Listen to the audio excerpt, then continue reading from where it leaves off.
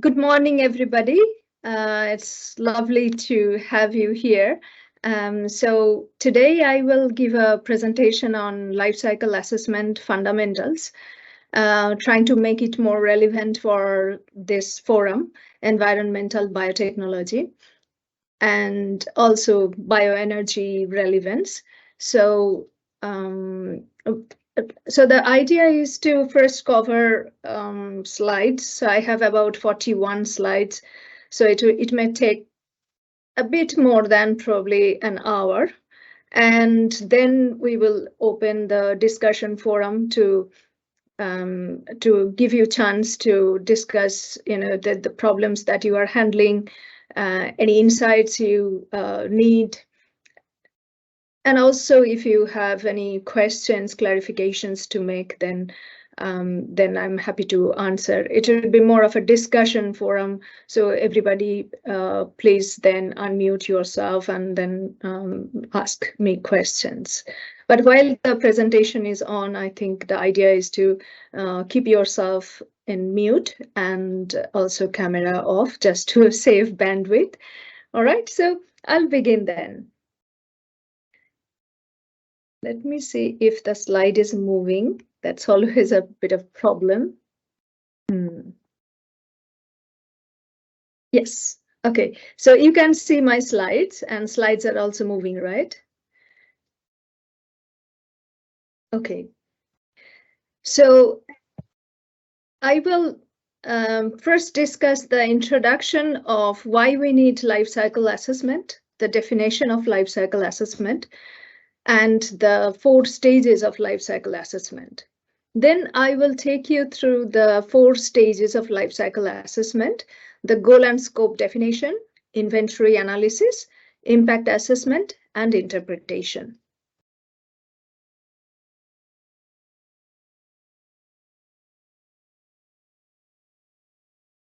So the introduction.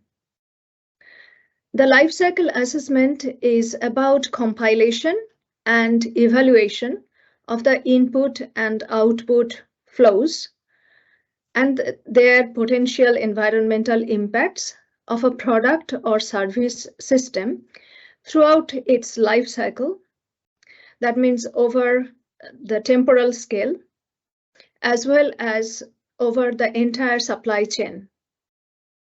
And considering that today's supply chains are very interactive and global, even for a simple product like a simple shade construction could involve different flows, like about 12,000 flows and 12,000 different database and their interactions. So although the problem may look quite simple when we draw out a system boundary diagram with input-output interactions between a system and the environment, the problem will get complex because of the intrinsic interactions between supply chains. The value chains of products and services are complex, diverse, and overlapping. Spanning across temporal and spatial scales, the whole system looks beyond manufacturing to consider all mass and energy flow across the life cycle of a product or service system.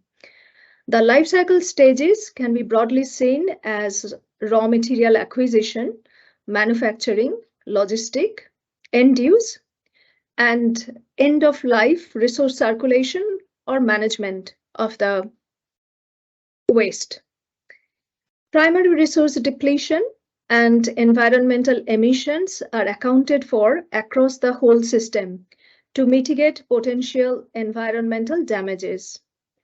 The life cycle stages include compilation of inventories over the complete supply chain, providing a service or product extending from cradle or primary resource usage to grave, meaning recycling or safe disposal of the after the end of the life.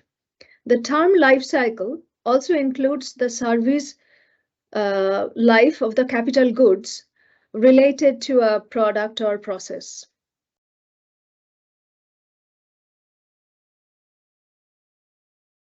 We need to ensure that the alternative designs are sustainable by following a life cycle sustainability assessment approach that suggests considering multi-criteria sustainability at the intersection of the three pillars of environmental life cycle assessment, economic life cycle costing, and social life cycle assessment.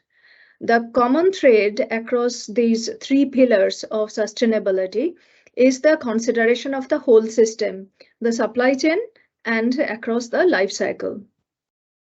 But today we will only focus on the life cycle assessment. That's the environmental dimension, not the economic or social life cycle assessment. According to the International Organization Standardization Standards 14040 series, life cycle assessment is carried out in 4 interactive phases: Golan scope definition, inventory analysis, impact assessment, and interpretation. All these phases are interdependent as a result of one phase determining the implementation of the next phase. And this figure shows that the different phases involved in life cycle assessment study, and they are interactive. A study is not a life cycle assessment study when we only consider, say, Golan scope definition and inventory analysis. Then we will call it only life cycle inventory analysis. So a study is only complete, or we call it life cycle assessment, when all 4 interactive stages are involved. And we also have to make sure that during the results and interpretation stages, if there are new insights generated, we go back to the Golan scope definition and we revise the Golan scope definition. And that's what the interaction means, that all the stages will be interactive so that you can go back to the previous stage and revise as you see a case study is more evolving or developed. So the Golan scope definition. The Golan scope definition is the first step of the life cycle assessment. A decision maker sets out objectives of interest for the life cycle assessment study that the decision maker is going to conduct. The objectives need to be consistent with the intended applications. The Golan scope definition involves the identification of functional unit, system definition, and system boundary. In a Golan scope definition, system boundaries, life cycle impact assessment methods, and purpose must be defined with clear justification. And these will relate to the audience and uses of a study. Assumptions, data availability, limitations, the quality of data are important to acknowledge for a system definition. It is important to recognize important impact categories for assessment at an early stage of and life cycle assessment. The supply of any component, if changed from one region to another, can affect impacts in accompanying categories, and thus geographic regions need to be mentioned. System boundaries can show life cycle stages of production and any transport involved. The functional unit is the unit of analysis for the study, and it provides the basis for comparison if more than one alternative is being studied. It should be defined in terms of the services or functions provided by a product or process or activity, and it's not really specific to the mass of the product always. Here an example of functional unit is illustrated. You can see the colorful clothes to be washed. The amount is given as 1 kilogram. And we have the choice between 2 washing powder selection, washing powder 1 and washing powder 2.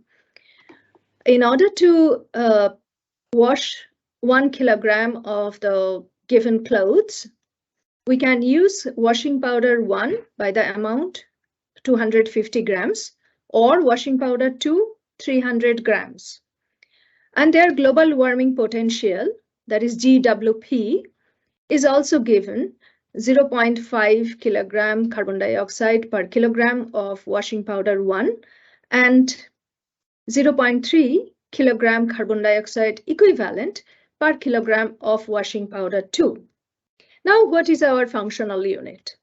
The functional unit should be the clothes to be washed. That's 1 kilogram. Because that's the function of the washing powder. It's not the kilogram of washing powder we need to use or gram of washing powder we need to use in this case, or the global warming potential of the washing powders. Now, what these flows are, other flows are.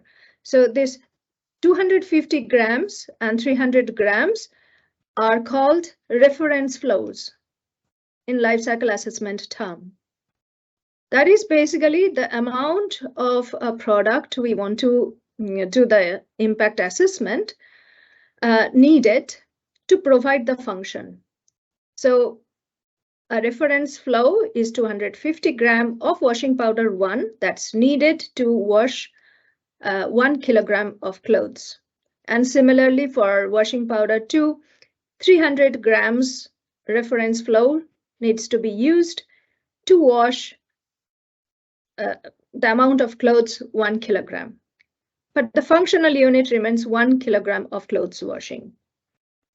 And then the life cycle impact of individual products are global warming potential that are given here. So you now started to realize the terminologies used in life cycle assessment. The functional unit, the reference flow, and the life cycle impact characterization have been introduced to you.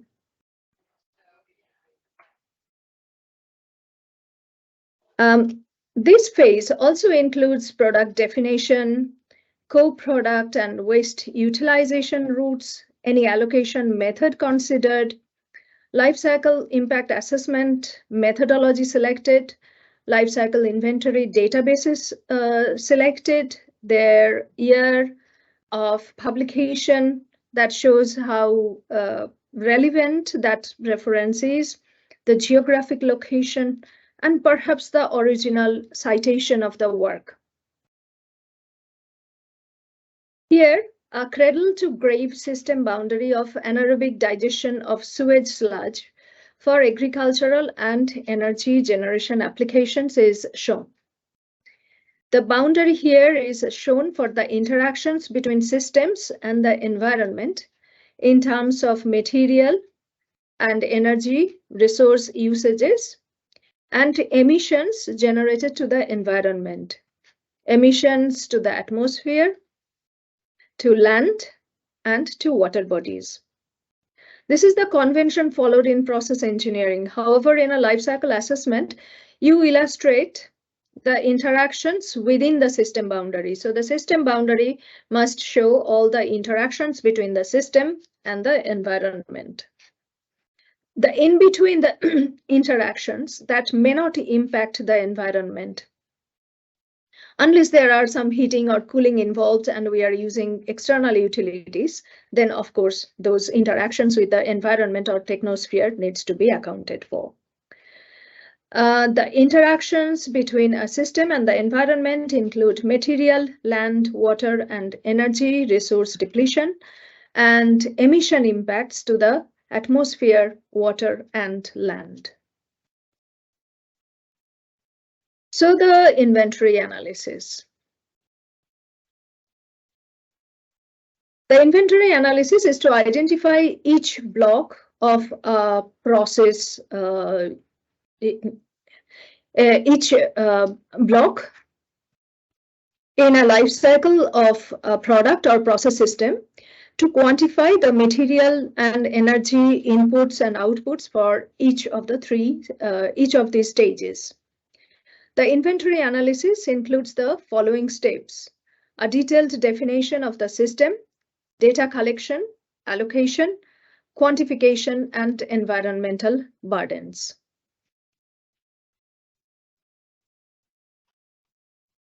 As discussed previously, now this slide illustrates the primary resource, energy, material, land, and water input flows from the environment to the system, and the atmospheric, terrestrial, aquatic emission inputs and outputs between the system and the environment.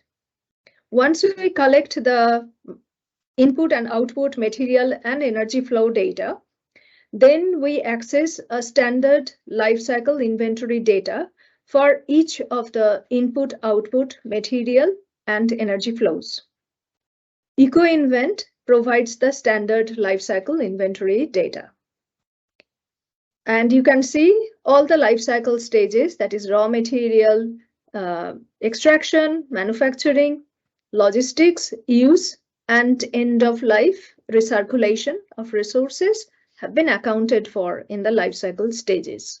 And throughout the life cycle stages, across supply chains and across the temporal scale, all the inputs from the environment to the system and all the outputs from the system to the environment must be accounted for.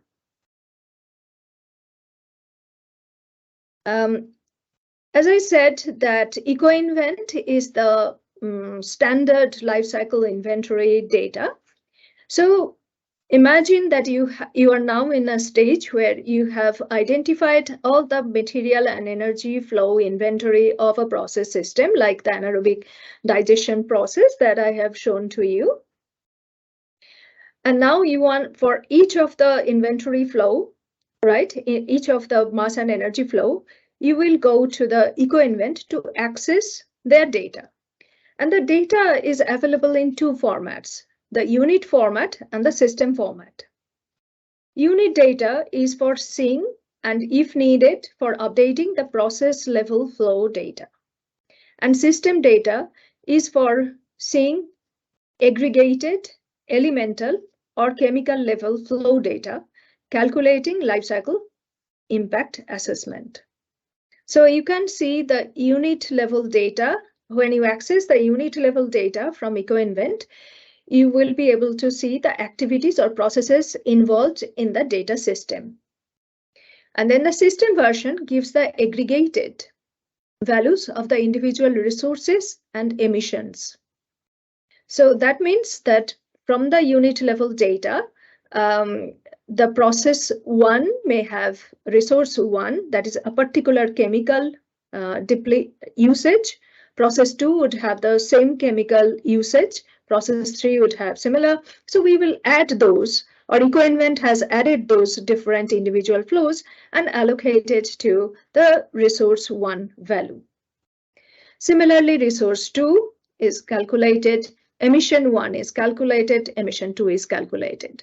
Resource 1 and 2 are the inputs from the environment to the system, and emission 1 and 2 are the outputs from the system to the environment. So there are two versions of data. Data you check or edit. If you are unhappy with something, you can edit, and therefore you can update for bespoke representation of your system. And the system data, if you're happy with the existing data, then you use the system data for calculation. Now, system data actually speeds up the calculation because all the individual resource and pollutant level data are already aggregated.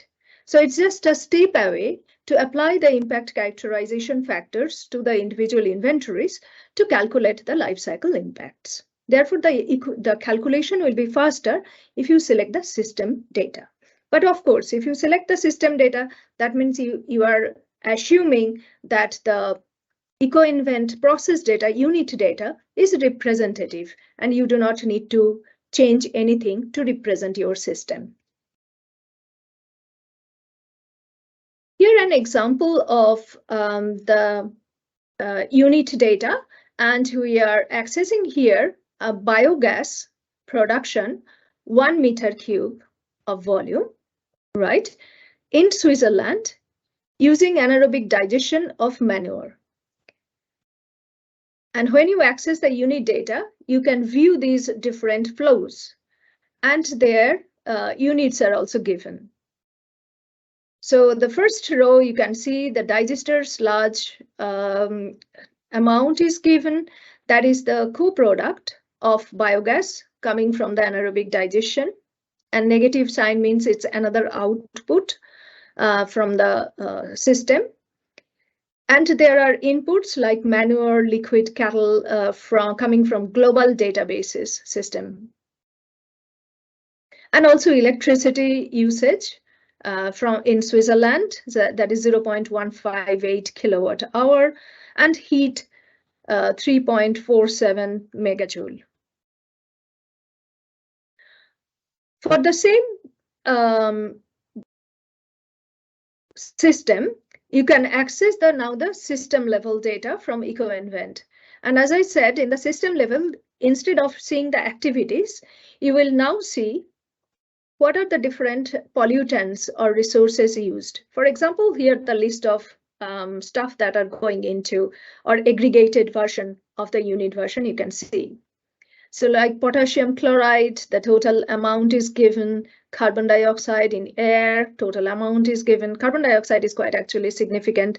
It's saying 0.223 kilogram per meter cube. And so on. So there are some occupation of that's related to the land use aspect of the system.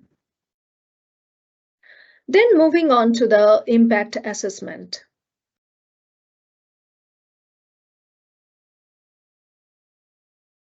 A systemic approach is needed to analyze the environmental impacts. There are many environmental pollutants. Their impacts on the environment are not identical. We need, therefore, a structured approach to systematically classify pollutants. Classification of pollutants gives rise to a reasonable number of environmental impact categories. And we need an estimation of the pollution intensity of a pollutant in a category.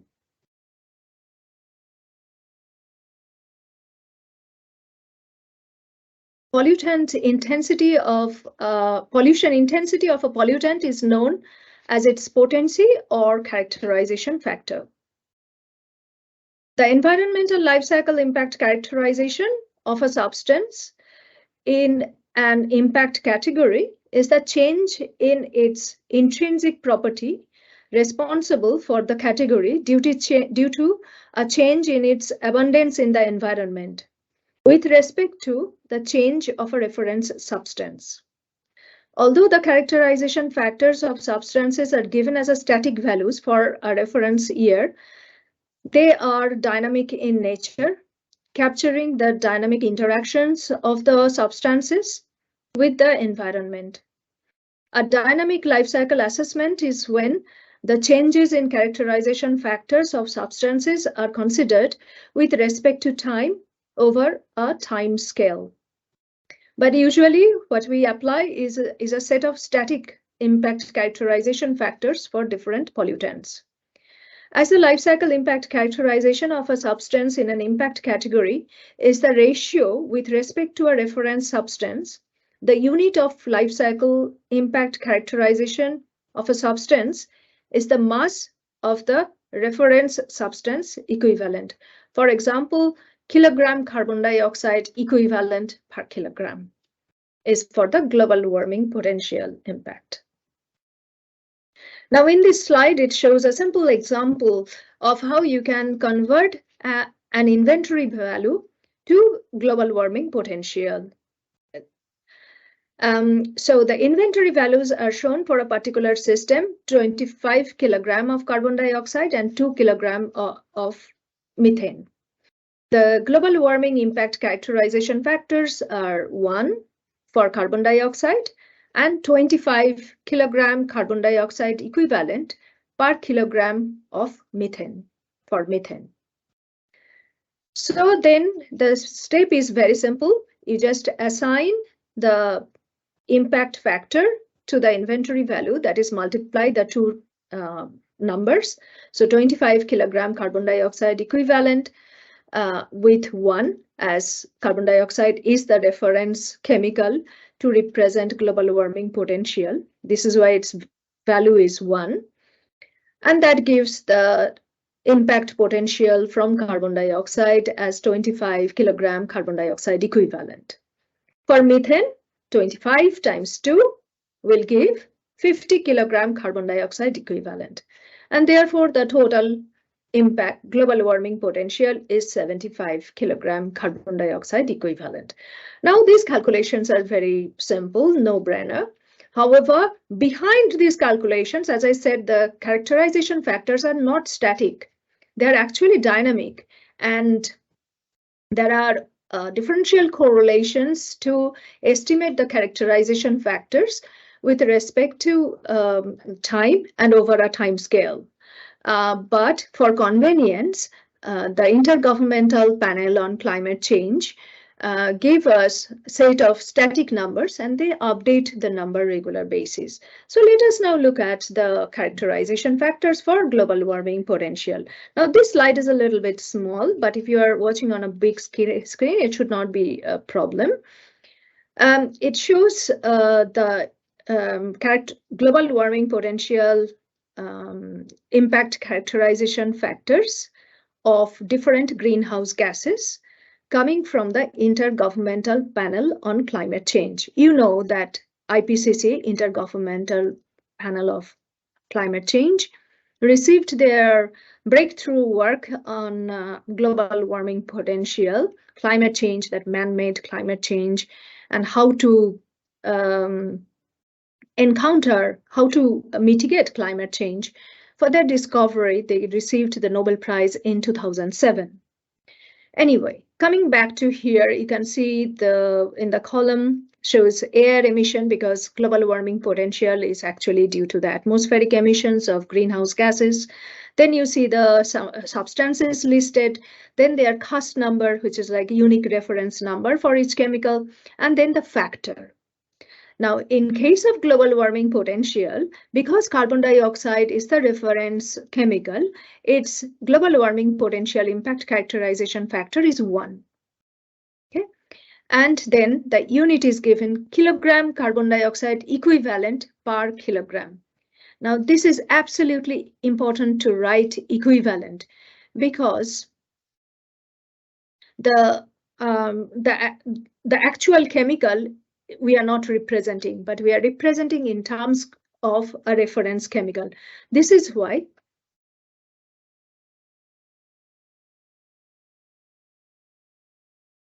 it is said that the unit is said as kilogram carbon dioxide equivalent.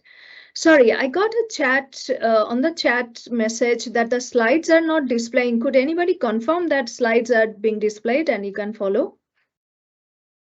For me, they're being displayed. Yeah, I'm getting them as well.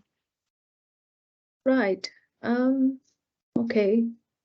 We can then handle the issue maybe later on for the specific case. Right.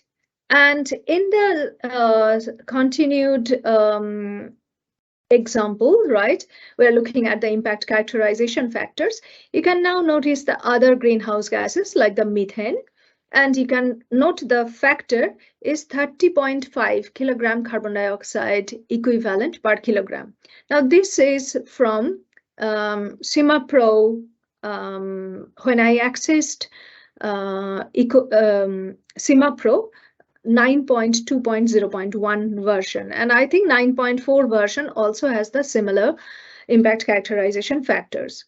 But as I said, because the nature of the impact characterization factors is dynamic, the values will change for a pollutant, in this case the greenhouse gases. We need to update. We need to update the impact characterization factors. And here you are seeing the what the IPCC, the Intergovernmental Panel on Climate Change, latest report says on the global warming potential impact factor. Carbon dioxide, still the reference substance, therefore its impact characterization factor is 1, whereas methane, fossil-based, is 29.8, and methane non-fossil is 27. Global warming potential impact characterization factors. For a very long time, methane global warming potential impact characterization factor stayed at 25, and the IPCC recently upgraded that to 29.8 and 27 for fossil and non-fossil based methane. And we take global warming potential over 100 years as the basis for global warming potential calculations. Okay. There are actually various life cycle impact assessment methods. For example, CML methods from Netherlands, ILCD for the Europe, then US Tracy method. Also, the recipe method is the global method, and which is very widely accepted. Now, these impact assessment methods will suggest over 10 life cycle impact categories for evaluations, and they will give their own set of characterization factors of pollutants, and therefore their own specific units to represent the impact characterizations. Except global warming potential. For global warming potential, the IPCC, the Intergovernmental Panel on Climate Change, has the consensus, and therefore we accept carbon dioxide equivalent as the unit and the factors provided by them. So global warming potential has the global consensus, but all other impact characterizations, let's look into the example, have different set of units and their characterization factor values. So we're looking at the recipe method. This is, as said, it's a globally accepted method, and it provides 16 different impact categories. Climate change is the global warming potential. Its accepted unit is kilogram carbon dioxide equivalent. Terrestrial acidification, which is basically as the result of emissions, acid rains are caused. Kilogram sulfur dioxide equivalent. Freshwater eutrophication potential, the unit is kilogram phosphorus equivalent. Ozone depletion potential, kilogram chlorofluorocarbon equivalent. Then there are different also impacts. You can see the units. For some of them, the short form has been used. DCB stands for 1,4-dichlorobenzene. That's the base chemical for ecotoxicity representation. Nitrogen equivalent, you can see for marine eutrophication. Iron equivalent is for metal depletion, particulate matter formation, PM10 equivalent particulate matter less than 10 micrometer equivalent, photochemical oxidant creation potential or urban smog. The unit is kilogram non-methyl volatile organic compound equivalent, so NMVOC equivalent, and so on, and water depletion, METAQ. Similar way, if you access a Europe-based method, which is ILCD, you will see different impact characterizations and different units. And therefore, of course, the characterization factors of pollutants will be different. There is a question on the chat that why we are seeing different impact characterization factors. As I've mentioned, that the impact characterization factors are dynamic. They change with time.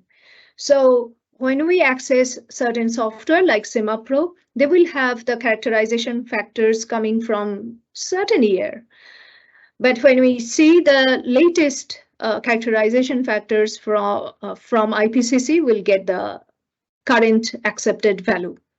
So it depends on which software or which platform we are using. But to give you an objective picture, I showed you what has been recommended by the IPCC latest report and what is available in CIMAPRO, the latest version. All right, so my job is to give just the objective viewpoint here. So now the final stage of the interpretation, it's a bit long. Interpretation is a bit long stage because there are many things we can derive by looking at the number. Now, so we took the biogas, 1 meter cube biogas from anaerobic digestion of manure, took that example and run the impact using the CIMAPRO version number 9.4. And the method we have used is just now that we have seen recipe method, recipe midpoint hierarchist. You can see at the bottom of the slide that the writing is there. Recipe 2016 midpoint H is for hierarchist, 1.05 version, World 2010 hierarchist characterization. That method we have used. Recipe is globally accepted method, and rather than any geographic specific method like for Europe ILCD or USA Tracy, recipe is more of a globally accepted method. So we use, if you are a new user of life cycle assessment, new practitioner, then use recipe method. Now recipe will give you those different impact categories: global warming, ozone depletion, ionization, radiation, ozone formation, and so on. So these have been, the numbers have been shown. Now you might wonder what this number is. So we know global warming potential for certain because it's widely accepted. It has global consensus. We know global warming potential. So the way we will read it is 0.973 kilogram carbon dioxide equivalent per meter cube biogas generation from anaerobic digestion of manure. So you want to get a sense of the scale of the number. So you can make a comparison using normalization. The method is called normalization. Here we are comparing between biogas in Switzerland and biogas in the rest of the world system.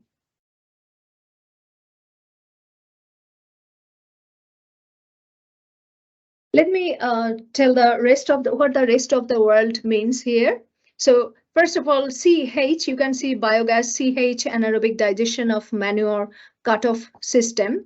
That database gave this set of results. CH stands for Switzerland. That's the abbreviation for Switzerland in EcoInvent. And ROW is the abbreviation for rest of the world in EcoInvent. The rest of the world excludes Antarctica, Australia, Petrel Islands, Switzerland, Europe without Switzerland, Clipperton Island, Coral Sea Islands, and USA. So quite a few geographic locations are excluded from the rest of the world. And you can see, you can compare between the two systems, 0.973 and 1.36, the two numbers. This could be due to the electricity and heat consumption by the plant. This could also be due to the biogas yield. So maybe meaning in one case, the process is more efficient, needs less feedstock to provide 1 meter cube of biogas. And in the other case, rest of the world case, the process may need more feedstock, more manure feedstock to provide 1 meter cube of biogas. So it could be different reasons. So you want to dig down more into that. There are different ways of doing that, but let's also look at, can we rank the different impact categories? Because you can see that their units are very different. So we can't really compare between apples and oranges. So if we are saying, look, global warming potential has a very high value and acidification potential has a very low value, they can't be compared because their units are different. Okay, global warming potential has the unit kilogram carbon dioxide equivalent, and acidification potential has the unit kilogram sulfur dioxide equivalent. So their units are different, so we can't compare. There is a technique called valuation, which the ISO recommends using, but not necessarily it's compulsory. It's not imperative, but you can apply. You can apply the weighting factor to different categories to transform the values into a common unit. Here, the common unit is US dollar. So we are looking at the environmental damage in terms of US dollar value. Okay. And that would help us to rank the different impact categories. Like particulate matter formation has the highest, followed by climate change, then terrestrial acidification, agricultural land occupation, and so on. This could be very useful because when you have 16 different impact categories and you are presenting those impact categories to life cycle assessment non-practitioner, they will be really puzzled. Like I'm probably puzzling you, but here I am giving you the methodology fundamentals, so I have to give. But when you have a choice, you select out a few impact categories. Do not report all of the impact categories, only a few impact categories that you think are deemed important, significant for the given system, that you can explain, that your stakeholders can understand. Although here, because I have taken the snapshot from the software, I'm seeing all the impact categories. But when we report, we'll report only a few impact categories that we can justify their selection. Okay. Other aspect of valuation is that because now all the impact characterizations have been transformed into a common unit, you can add these numbers. And therefore, that would give you a single score. So which means you can compare now between two different systems and see the score and choose the lowest score lowest scoring system, because that system is environmentally more benign than the other system. Life cycle impact assessment also, like characterization stage, also gives an idea of hotspot, impact hotspot. This is a Sankey diagram, and from the thickness of the arrow, you can get a feel which process is the culprit. We're looking at the global warming potential of 1 meter cube biogas generated from manure digestion, and the global warming potential is about 0.9 kilogram carbon dioxide equivalent per meter cube of biogas. And we can clearly see that heat is the hotspot. And if you go down to what is responsible for heat, we can see that light fuel oil is the responsible activity for making that impact. And then the next impact is coming from anaerobic digestion plant, and that is followed by electricity. So we can do hotspot analysis. Now this graphic is not great, but it's not my fault. It's CIMAPRO. When we run the network analysis, the software gives this graphic format, and I'm only showing 9 different blocks, but actual simulation may have 12,000 different blocks because of the interactions of the supply chains. This is another way of seeing the hotspot, impact hotspot. And when we look at the activity-wise hotspot, we call it dominance analysis. As I said, that first of all, you do not report all of the impact characterizations, but only those impact categories that you think are deemed important. For example, here we have chosen 4 of them: cumulative primary energy, global warming potential, acidification, and abiotic resource use depletion potential. Great. And then within that, we can see fields. First of all, this system is wheat grown in the UK, 3rd grade wheat grown in the UK. That's basically non-food wheat that's used in fermentation to make bioethanol. Okay, we are looking at the wheat grown in the UK. That's non-consumable wheat. The stages are fertilizer and pesticides, F and P, field operations, FO, and green conditioning, GC. All right. So in cumulative primary energy, you can see that the fertilizer and pesticides are the impact hotspots, because fertilizers and pesticides primarily come from fossil resources and they give rise to nitrous oxide emissions, and nitrous oxide is a notorious greenhouse gas. Then field operations and then grain conditioning respectively. You can also note the total value is given. That's how when a user will see this, a reader will see this, they can easily transform the number into individual impacts by the individual stages. The total value is given per hectare basis, and that's a transferable unit, because you can compare between wheat grown in the UK versus wheat grown in Germany, for example, per hectare basis. So we can say the environmental impact in Germany per hectare basis and environmental impact per hectare basis in the UK, you can compare between the two systems. So think when you are reporting, think about the how can I make the results transferable so readers or users can actually compare with their system. This is another way of looking at the Sankey diagram. And here the example is Jatropha to biodiesel production via trans-esterification and Jatropha to green diesel production via hydrogenation, hydrodeoxygenation.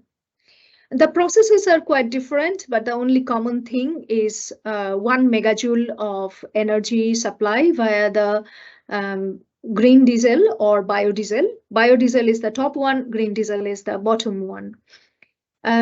You can see from the arrow sizes the impact hotspots.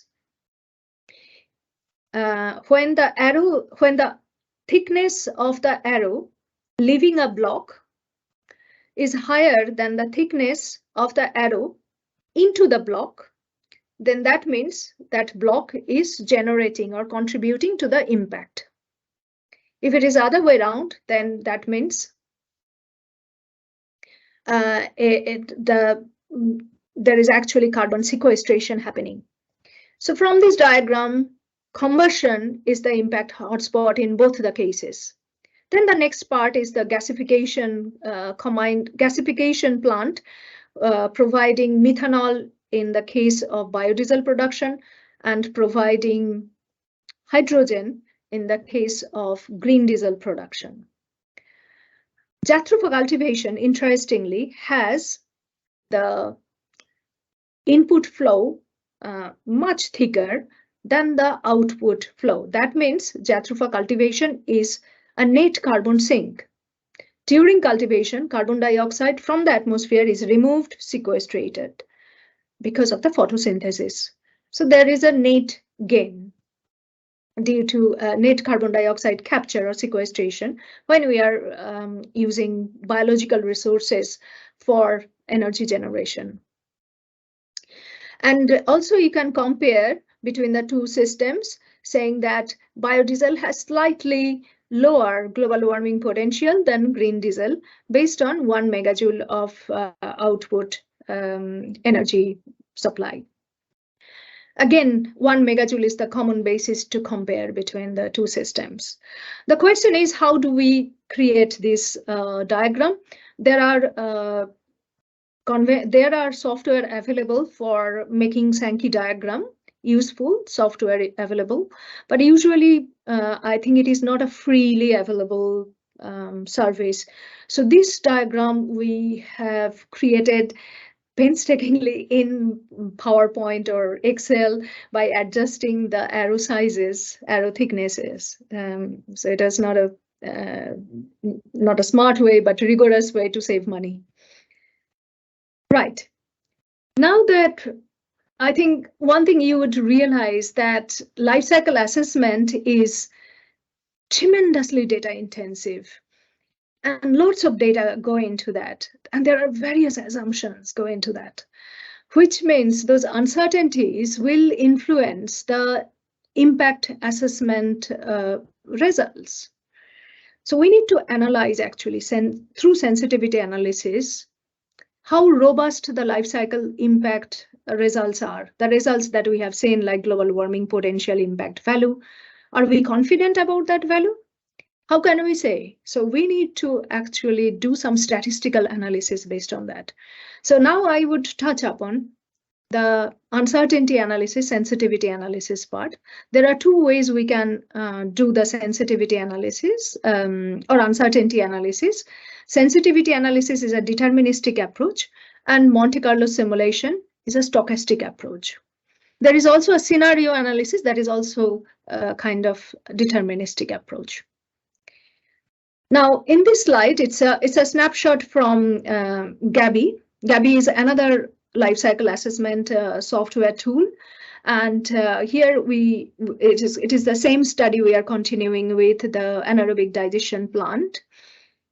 You can see on the top there are parameters defined, formula are given, and their base values are given. Okay, in the parameter we just define the symbols. BGF stands for biogas flow, that you can see in at the middle.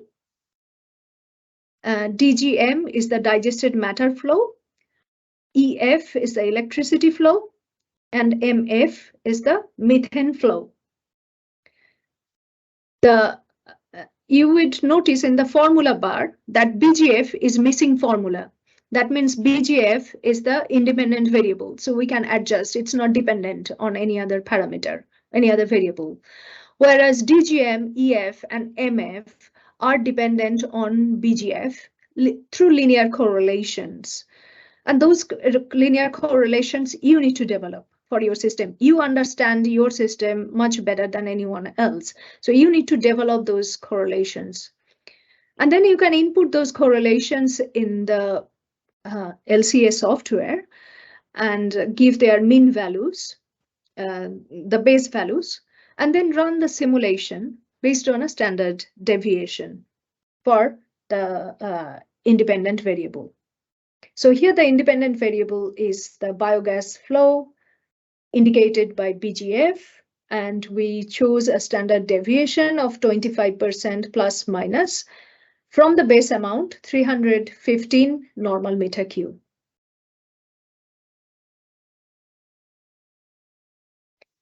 Then the sensitivity analysis plot we made in Excel using the stock diagram, stock flow diagram, where you can specify the maximum, the minimum, and the mean value.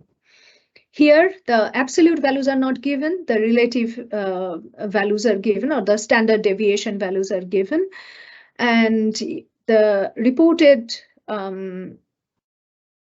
categories, impact categories, are acidification potential AP, eutrophication potential EP, fresh water aquatic ecotoxicity potential FAETP, global warming potential GWP, human toxicity potential HTP, marine aquatic ecotoxicity potential MAETP, photochemical oxidant creation potential POCP, and terrestrial ecotoxicity potential TETP.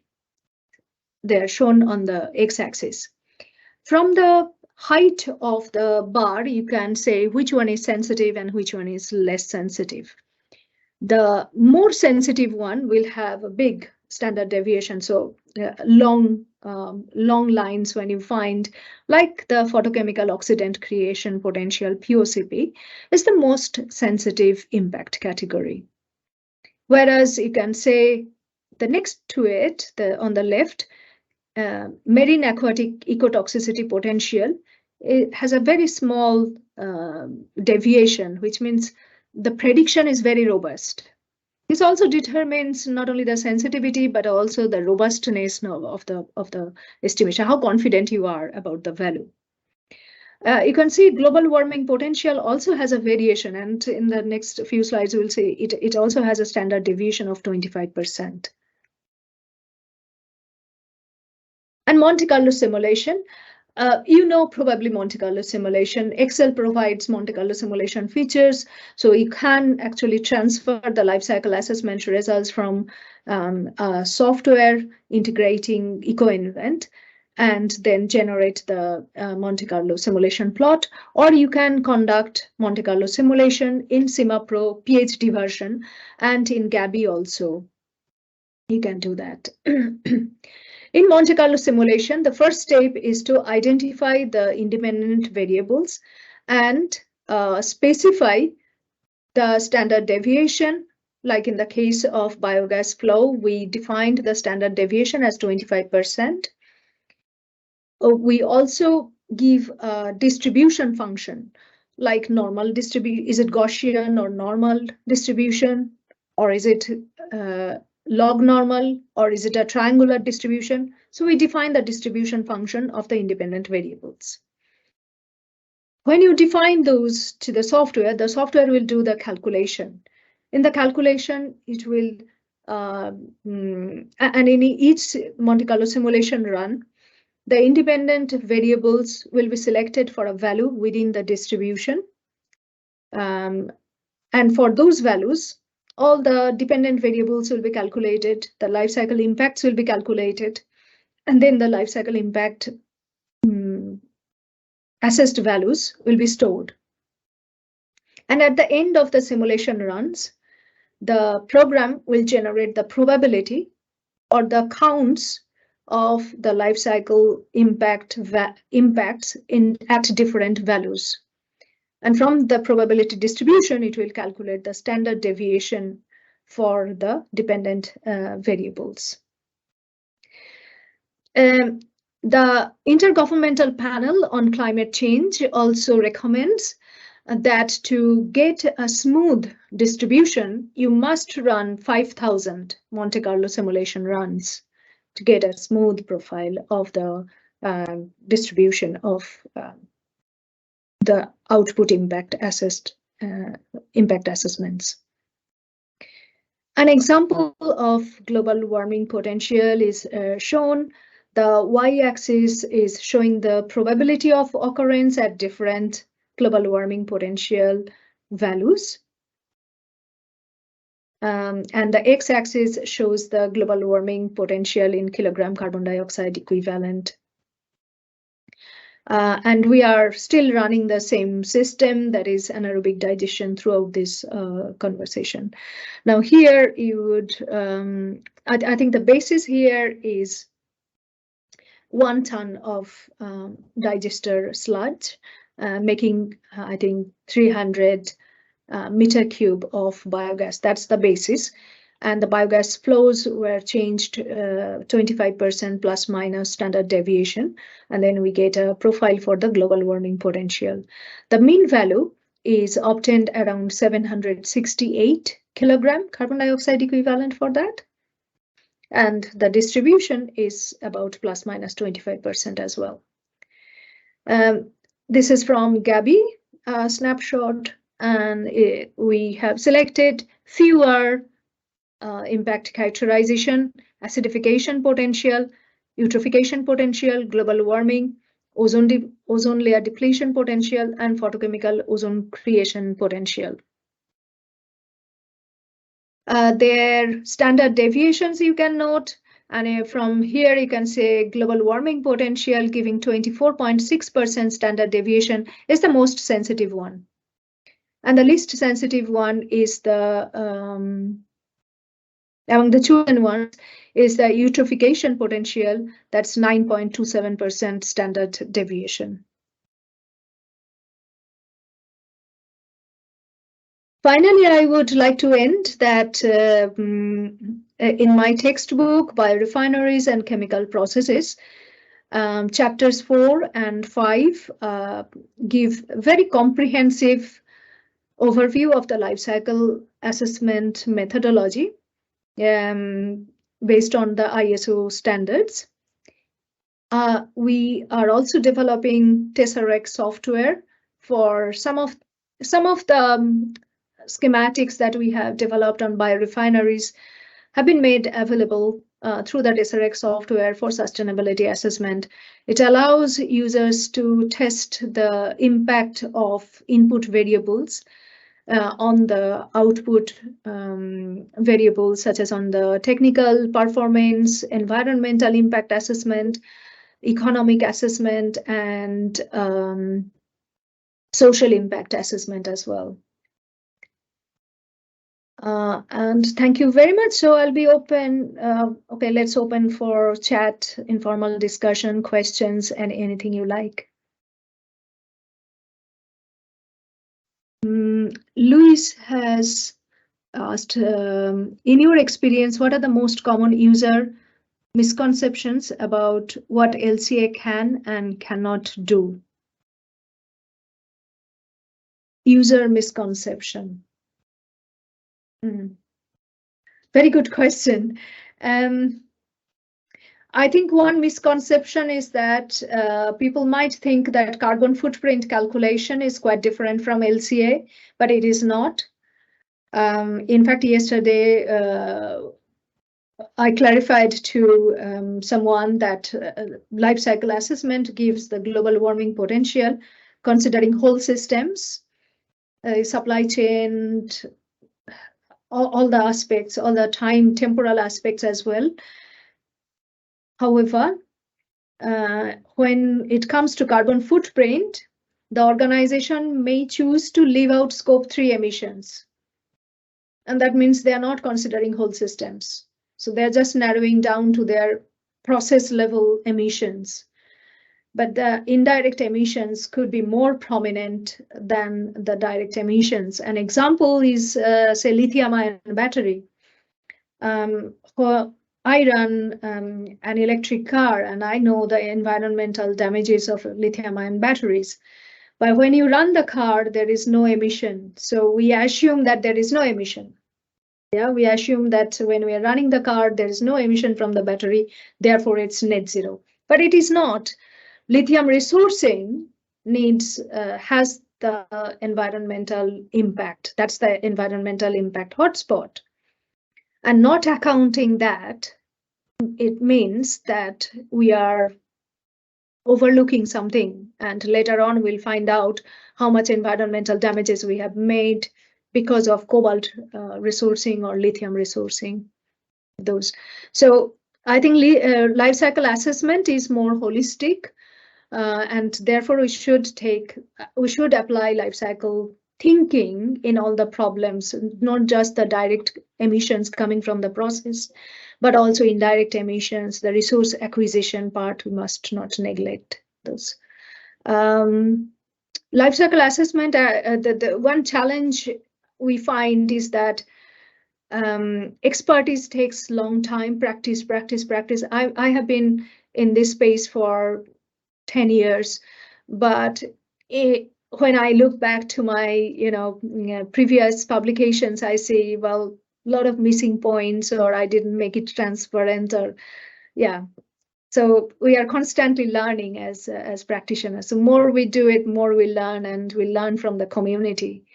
So definitely, and when you look at the ISO standards, they're very, very rigorous. They want us to apply the rigor in the carbon footprint calculations and making transparent and that's very challenging, I find. Thank you very much. And I was most struck by the fact that you said how labour intensive it was. I think possibly as an outsider, because I literally know nothing about this, I just assumed that LCA was something you tacked on at the end and you just ran it through a computer program and it did it for you, but it's not at all like that, is it?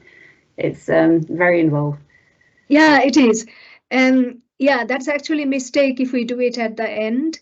If we are not careful about the decision making of the process, like energy input, yeah, we can ignore when we are doing experiments, we can ignore how much electricity we are consuming or how much material we are putting in. Maybe we are putting in fresh materials and that would have, environmental damages. So it's very involving. So if we can, yeah, I think that's the usefulness of LCA. It's not about just spitting out some numbers, but if we integrate that in our decision making to make the process really sustainable, then that's the main usefulness of the of the method. And if I can monopolize your time until some questions come in, impact categories. You know, have they proliferated, the impact categories, over your professional career, from say 1 or 2 impact categories that people care about, cost or sort of labour intensive or effect on one aspect? Has it proliferated so that we're more conscious of more things? Yeah, it is very much system dependent, very much system dependent. Like in the anaerobic digestion case, certain impact categories, environmental impact categories, are more important than others, like the eutrophication, like the, of course, global warming potential. We have to do that, so that's taken for granted. But apart from global warming potential, maybe acidification, maybe eutrophication, because nutrients could be leaching to the water bodies, polluting, so we need to be careful about that. Maybe fossil resource depletion, maybe acidification potential. These would be the standard ones. If we, for example, pick up, say, cobalt case in batteries for electrification of the sectors, then not really global warming potential, but labor, child labor. Apparently, children are where cobalt is resourced. Cobalt is making so much pollution in the surrounding area that pregnant women are giving birth to deformed babies. See, so this is not captured in life cycle assessment. So we have to look beyond life cycle assessment, the social dimension, the health aspect. Yeah, a whole holistic viewpoint. Sure. Thank you for the detailed presentation, Professor.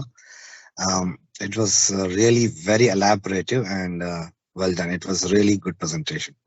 In your first slide, you mentioned that the basis of doing this assessment, the impact assessment, is from the raw materials to the final product. Let's say from raw materials, you're doing an impact assessment of a chemical that is being utilized in the wastewater treatment plant.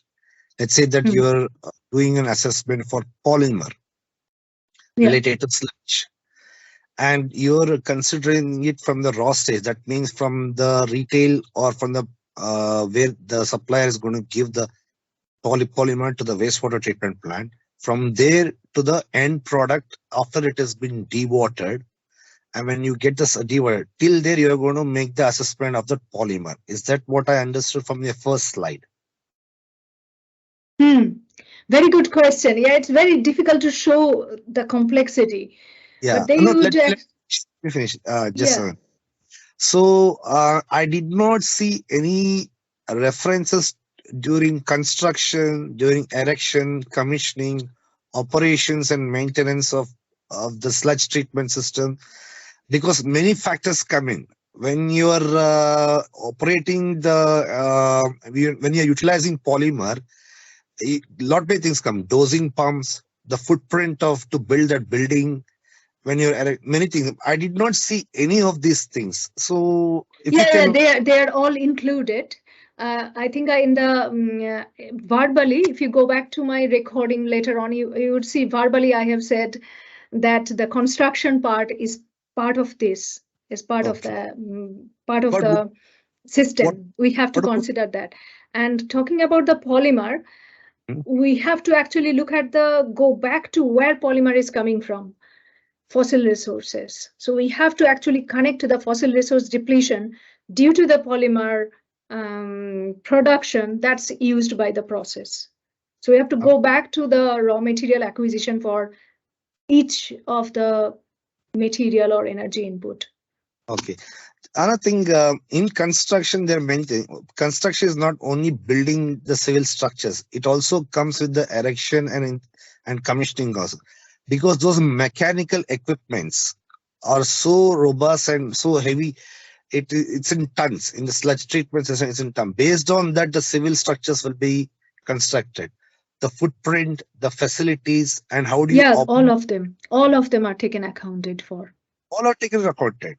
Yes, all of them. Because I did not see anything. There was no mentioning about how it has been done in the erection phase, commissioning phase, operations and maintenance.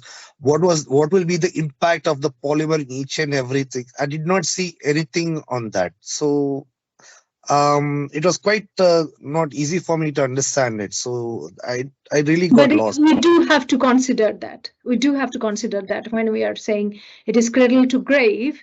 That means we do have to, the construction phase, the material piling up, maintenance, every bit we have to consider.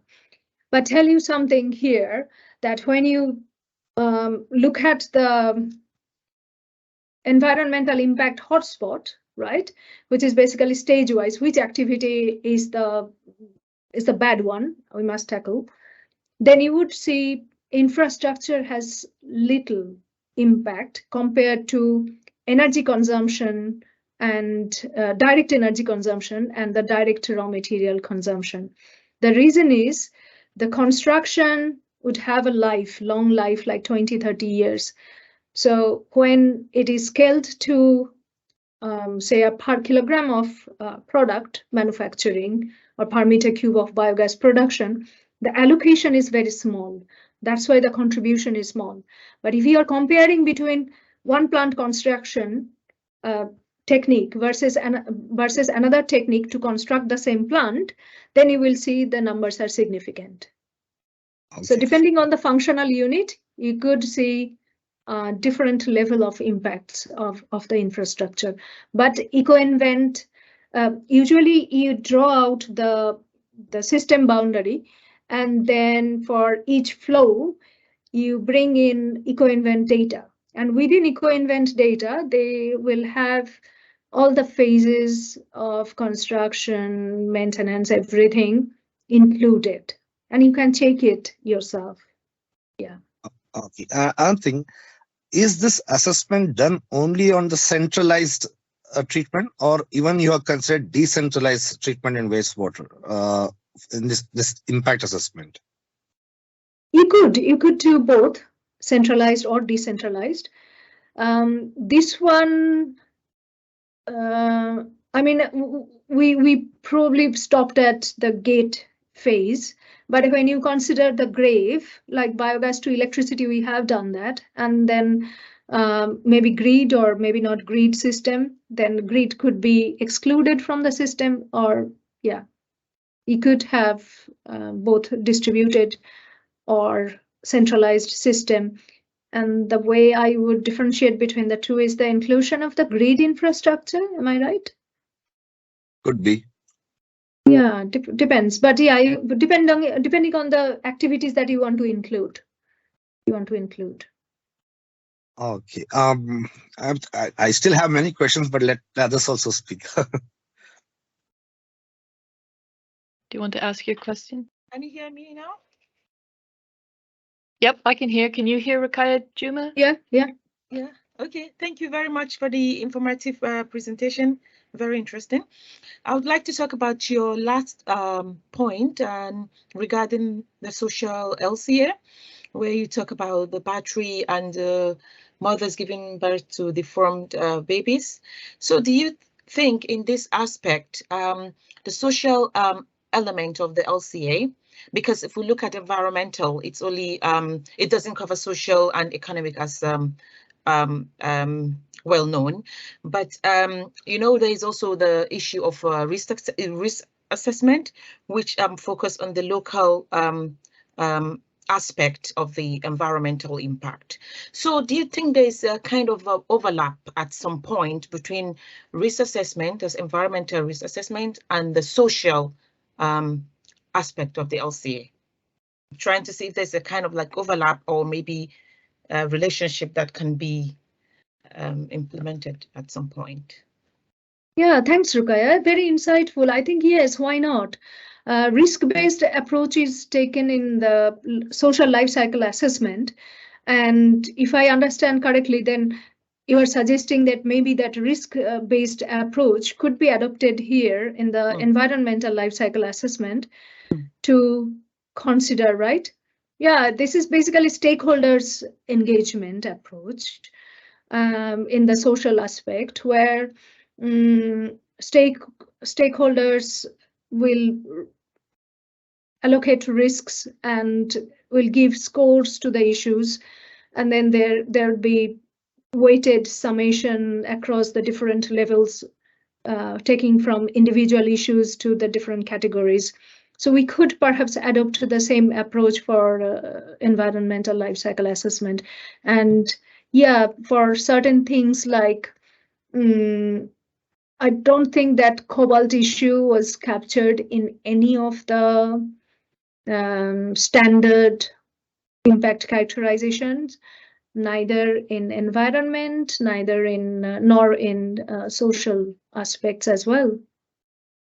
So it's not covered in the social aspect as well? No, because social aspect, if you look at the United Nations Environmental Program and Society of Environmental Toxicology and Chemistry guidelines, their guidelines is the standard one. 2009 it was published, ISO 260,000 series. There the guidelines do not have anything to do with like children born with deformity or pregnant women. This was not considered. It's still left like at the local level of local level. Yeah, exactly. It's a local thingy. Yeah.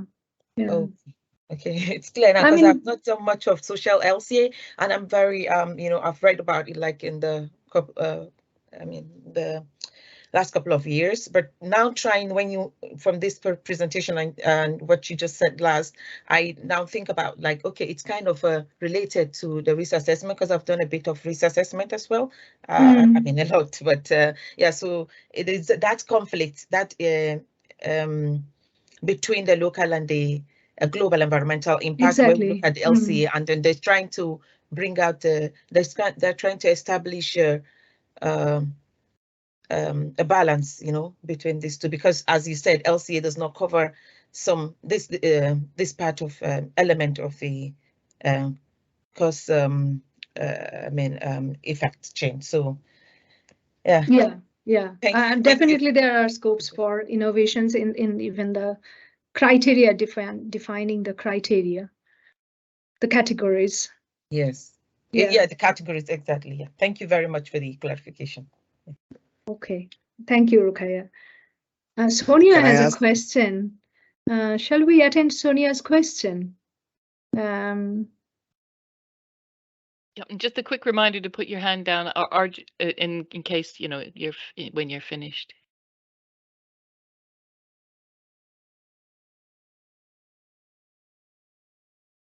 So I'll read out. A colleague wanted to know my views on how and whether to take account seasonal and other factors that affect biological treatment processes, temperature change, precipitation. Yes, exactly. I think the point is we tend to do LCA on a whole year or year-round basis.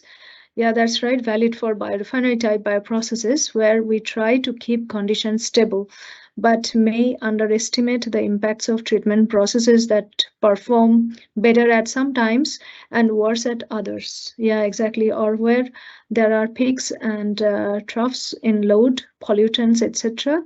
Not sure I have put this word. Oh, yeah, okay. So yeah, this is absolutely important for biological systems or renewable systems. Basically, fossil, we were kind of assured that it is always continuous supply of everything, but with renewables and biological resources, supply is intermittent.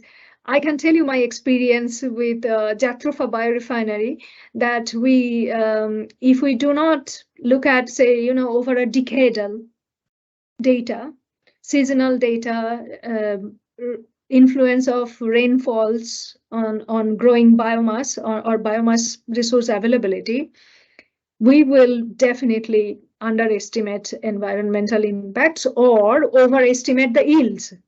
Land to the biological resource yield, we might actually say estimate higher yield of biological resource availability than actually is if our analysis is not really dynamic. So we need to capture past decades or even forecasted data quite well to be confident. And then essential part is the sensitivity analysis, Monte Carlo simulations to present the kind of distributions that would capture, standard deviation from the mean value or our assumptions to capture the whole picture. I think as scientists, we're responsible to communicate stuff objectively, but yeah, not really subjective. Just because I work on biorefinery, I should not be overestimating about, biorefinery yields. So yeah, that's really, really critical point. And I didn't touch upon, so thanks to Sonia for pointing me to that. Yes, this resource availability part, that data analysis is a big thing, is a big area in life cycle assessment, which I have not actually dealt in this presentation because I thought I'll cover the fundamentals, but maybe within the working group, it gives me an idea that we could bring in some data analysis presentations as well. I guess the above point also affects commercial waste-based treatment and biorefinery processes, as feedstock may vary, but not sure how much. Yeah, they do. So sorry, I was reading again Sonia's question on that. I'm not sure how much. So we need time variable assessment. Yes, we do need time variable assessment of impacts. That's right. Yeah. The impact characterizations won't change much from like within, say, difficult to say sometimes. For example, nitrous oxide global warming potential characterization factor that stayed steady at 298 kilogram carbon dioxide equivalent per kilogram of nitrous oxide. But methane quite fluctuates because methane is a shorter lived greenhouse gas. So depends. So not necessarily our life cycle assessment is dynamic, but our assumption data, yeah, that data must be robust. That data must analyze kind of decadal variations, seasonal variations, capture those variations well in order to capture the life cycle impact variations in the end quite well through Monte Carlo simulations or sensitivity analysis. That's absolutely because we have to make the investors aware of the risks involved. Yes, I have a, if no one is asking question, may I ask? Yeah, please. Thank you. In the impact assessment category presentation, I did not see anything related to environmental impact. Let's say that some of the sludge treatment in let's say in activated sludge process treatment plant, the sludge has been dried in open beds. It's open beds. They dry in open beds. Then it will be later transported to process towards getting it to a fertilizer, and it will be utilized in agriculture purpose. When it has been in open beds in the treatment plant, what will be the impact that happens on the soil? I did not see that. Yeah, that comes with the eutrophication potential. That is primarily eutrophication potential. Is it not useful to have a separate assessment category for soil, how it impacts the soil? Yeah, soil impact is the what type of impact are you expecting which is not captured in, say, if we think of the land impact and soil impact and water impact, eutrophication and land use. These are the two main, and also the terrestrial ecotoxicity potential. That's also reported. So do you think there are other impacts? Yes, thing is, in my experience, when we are having, let's say that when we are sending the sludge out of the plant or everything, so some amount of impact does happen in the soil, and sometimes it is not really good for us to utilize those impacted soil area for, let's say that if you want to utilized for gardening purpose or any other purpose, it's not going to be useful. This is what I know, because I did not see any such references made in the impact category. I think soil impact category should be there in my personal experience. I don't know. Yeah. So I can tell you what LCA recommends in the soil impact category, right? Those would be human toxicity potential, terrestrial ecotoxicity potential, so toxicity related to impact categories, land use, and eutrophication. So these four would be very relevant. So you could point, and actually going to the stage-wise assessment, you have seen the overall numbers shown in one of the tables, but if we generate the network diagram, then we can point out to the activities that will have the biggest impact. So you do see toxicity impacts, and then toxicity could also have further impacts in other categories like cancerous effect, non-cancerous effect, those kind of impacts are also included. Not in recipe method. I run recipe method and I put the example of recipe method. But if you're looking at some European method, ILCD, then there'd be some cancerous, non-cancerous effects and different level of health impacts are categorized. I would think of health, toxicity, and eutrophication would capture those impacts. So like, for example, also, yeah, I think ILCD, one of them is on the pH, the unit, I think ILCD it is, eutrophication, terrestrial eutrophication has the unit of H plus ion concentration. That would indicate where the soil wouldn't be usable. So pH indication is there as well. Okay. One last question. Yeah, sure. This life cycle impact assessment, have you assessed related to SBR process as well as activated sludge process? Do you made any comparison with regard to this? Because the reason why I haven't. No, I haven't. If you have specific data, we could run a case. Okay. The reason why I'm asking is because SBR process is very compact and it's advanced compared to activated sludge process. It consumes less footprint and gives better deliverables. Activated sludge process, it has larger footprint and maintenance and operations cost is way too high. So I just wanted to know, have you considered anything like how the impact assessment will be, let's say, for the sludge treatment in SBR process compared to activated sludge process?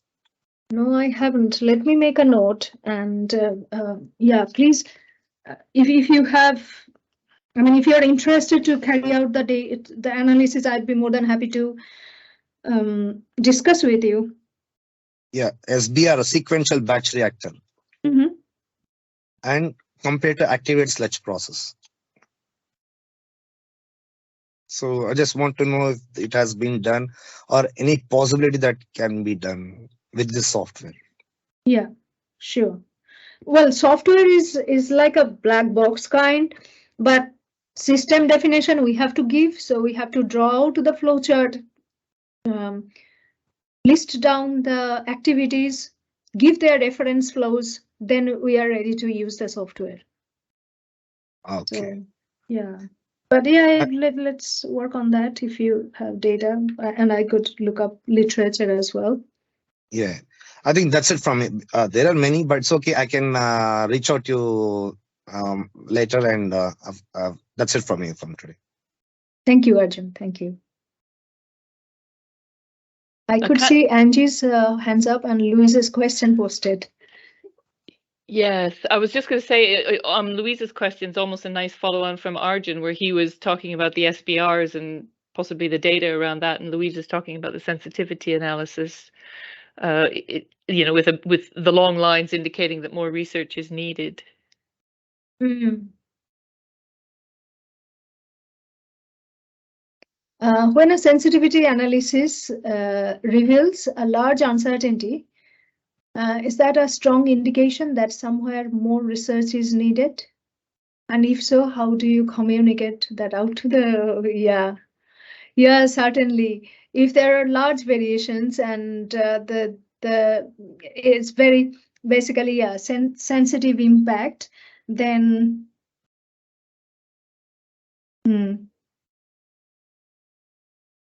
well,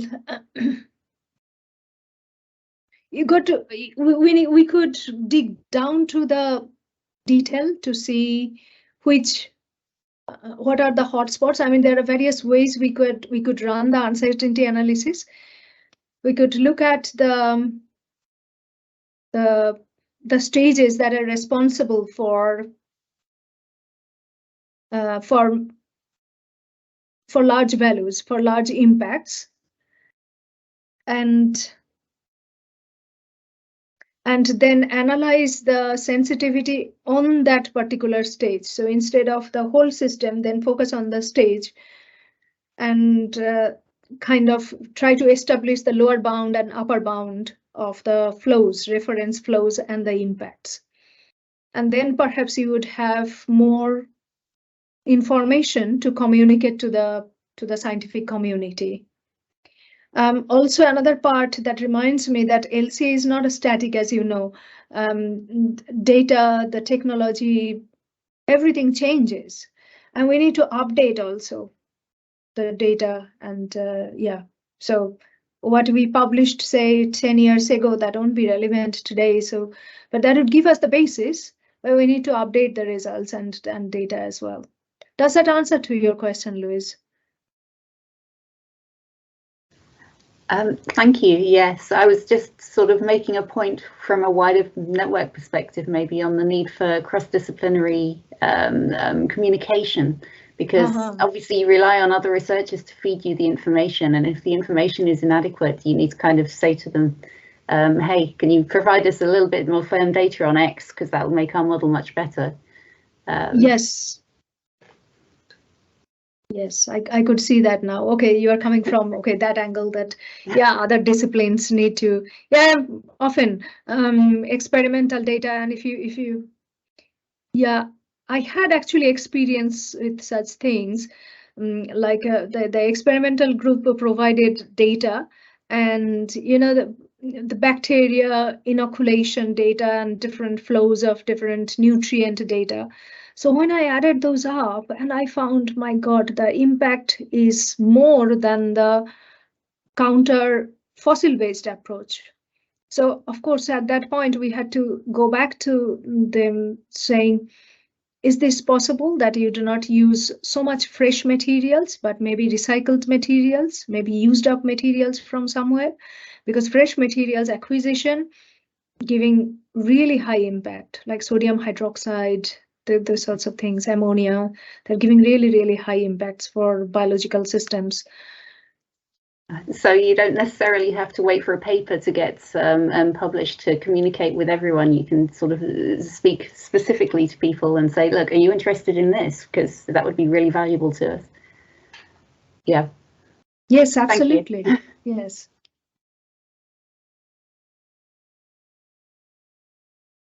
My question was sort of, you brought up two interesting points that I thought. The first one was around the scope 3 emissions, and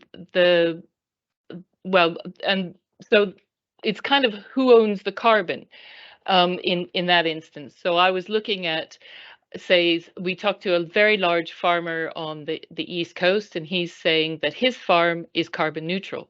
But what happens is one of the supermarkets wishes to say they've got, I don't know, carbon neutral potatoes.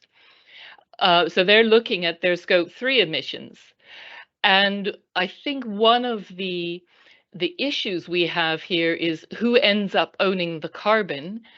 And I was wondering if you could sort of give us your thoughts on how LCA might be able to, I don't know, square that up, because it makes it very difficult for, you know, the farm can hold up their hand and wave their flag, but the supermarket can't, unless the supermarket notionally has his carbon emissions. Good point, Angie. I mean, I must touch upon that just transition aspect, that the transition that we are going towards net zero, that must come with justice. And and it's an accepted fact that developed countries consume a lot more resources than developing countries. And scope 3 emissions quite often are with the developing countries. And if we do not take account of that, because of our high demands that's happening elsewhere, then it's not justice, it's injustice. I think organizations must look into scope 3, and it's also demand driven, right? So if there is no demand, if there is less demand, if we consume less, there's less demand, and therefore there will be less scope 3 emissions. Potato case is very interesting, because I was thinking it would be normally net zero, because I do not know about potato farming, but I was thinking because carbon dioxide is sequestrated during the growth due to photosynthesis. So I was thinking it would be naturally net zero, but you're saying it's not net zero. I mean, it's not zero carbon. It's there are emissions involved due to scope 3. What type of activities will be in scope 3 for potatoes? So, well, obviously from the supermarket's point of view, their suppliers, i.e. the farmers, would be their scope 3 emissions. And then for the farmers, it would be their inputs. So it might be their fertilizer. In this case, the company had anaerobic digesters. They had biomethane vehicles. So they were minimizing their scope 3 emissions. Some other suppliers have told us that what they do is they've decarbonized as much as they can, and then and this goes back to your idea of climate justice and justice, is they then bought carbon from further up the chain, which is likely to be a third world country. So that was kind of the first point, which was it's a really tough one, because we're seeing big investment companies based on LCA sequestration claims of forestry buy up small Welsh farms, for example. So it happens across the world so that they can manage their carbon credits, and LCA is the sort of the argument behind it, if you like. Yeah, I completely agree. LCA is the argument behind the scope 3. I think scope 3 emissions must be with the owner. And also the policies say polluters pay. So the responsible party that's basically making that activity happening, even if it is not within their immediate system boundary, that party will have to take care of the additional emissions. So scope 3 must be within the calculation. If you take just the life cycle assessment approach, then definitely we are not really differentiating between scope 1 and scope 2 and scope 3. We are taking the whole system approach. So wherever the activities are dependent, maybe developing countries, we must take account of that. And the hotspots will be taken care of. Yeah. And the second point you kind of raised, which was kind of niche, but you alluded to it, and that is with methane having a half-life, or a sort of a certain amount of time in terms of its carbon warming, its global warming potential. And does that mean that you've had to change approaches in terms of like a time series analysis or something like that, in terms of doing your life cycle analysis for those things that aren't in the atmosphere forever? Yes, this is why we see methane's characterization factors change so often, which is not the case for other greenhouse gases, which have quite long life. Yeah, and yes, we do have to. It's basically differential equation or time series equation that we have to take account of. But when we are using software like SIMAPRO or GABI, then they would have the static characterization factors that would apply. And if we tell the software number version and the EcoInvent version in our report, then the practitioners would know which characterization factors are the basis for the study.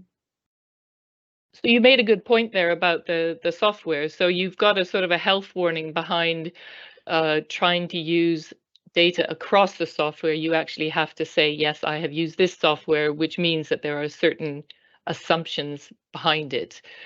Or do you use some of the different software for different things? Or do you run it through both and say, ooh, that one gave me a better result. How do I deal with that? I mean, how do you approach it from a software point of view? Yeah, I could. From software point, well, in terms of market, CIMAPRO, there are basically two software for life cycle assessment, CIMAPRO and GABI.